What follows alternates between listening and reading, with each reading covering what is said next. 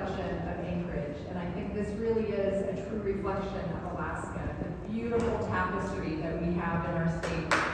That's right! Oh my gosh, he's celebrating diversity. Love that. You know, I think we often forget how long we've been a diverse state. There are, natives throughout the state, and we're mixed blood from way back. There's whalers who were up in the North Slope hundreds of years ago, and so there are Portuguese mixed. And then in Southeast, with all of the fishing industry, there's, my husband was part Tlingit, part Chinese, and part Mexican on his mom's side from all of that wonderful fishing that we had in the canneries.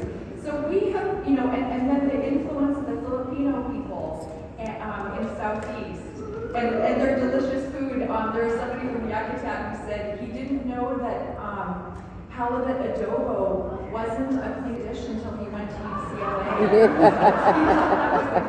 I love that. We're so diverse, and we've always been welcoming, and there's always been opportunity and abundance in Alaska. We are a state of abundance. We are a state of opportunity, and we intend to keep it that way, don't we? That's right!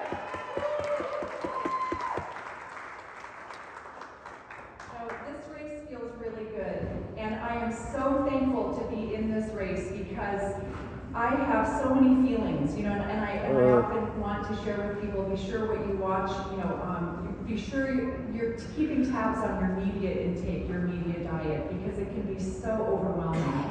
And, there is an intentional, the things that we are being bombarded with are happening intentionally, they're on purpose. There's an effort to flood the zone. And we are being flooded. We are being flooded by a lot of negativity, a lot of fear, a lot of anger, a lot of rage.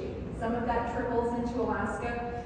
But I know that there is so much more positivity and can-do and love for our neighbors and love for our kids and our grandkids.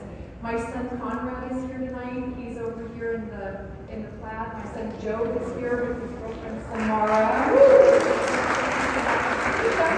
Oh my goodness.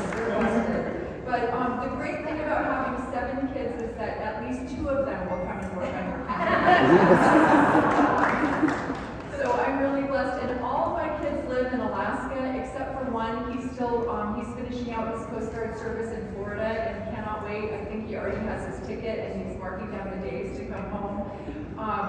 But I think a lot about the state that I'm leaving for my kids and my grandkids. I'm in this race because I care about Alaska, and you're here tonight because you care about Alaska. That's right. And we really need your help, every single one of you, to make sure that our friends and neighbors understand the urgency of getting out to vote. We lost in 24 by less than 8,000 votes.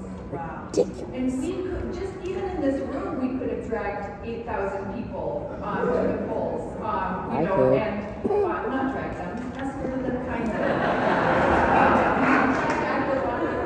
Either way. I think it's very to the polls. That's right. That everyone in our network has a voting plan, and not just for the primary. And if we do really well in the primary, that is not the most important election.